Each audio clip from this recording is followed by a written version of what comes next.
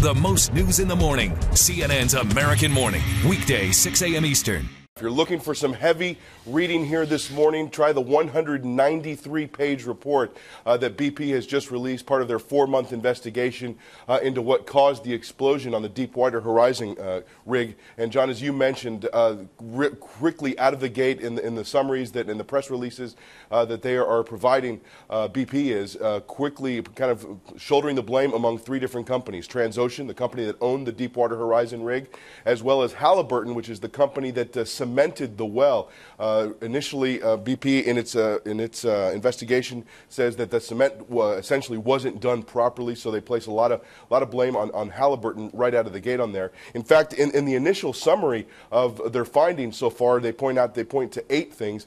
Just one time does BP mention that its own crew members failed to read properly the pressure tests that were done in the hours before the rig exploded. So clearly, there will be a lot of opinions floating around throughout the day as more people kind of sift through this 193-page report. It's a massive kind of product that BP has put out here this morning, the report itself, plus a video which is almost 30 minutes long. So we will continue to sift through all of this as well. One other interesting thing, they do say that they have kind of perhaps pinpointed the cause of the explosion. They say as the oil and gas was making its way into the oil rig itself, that gas mixture had perhaps gotten into the ventilation system inside the Deepwater Horizon rig and made its way into the engine room, which would have been the spark that caused the explosion and 11 people to die. So we'll continue to sift through all of this. There's a lot to sift through, John and Kieran, as you might imagine, and to make sense of what BP is putting out here this morning.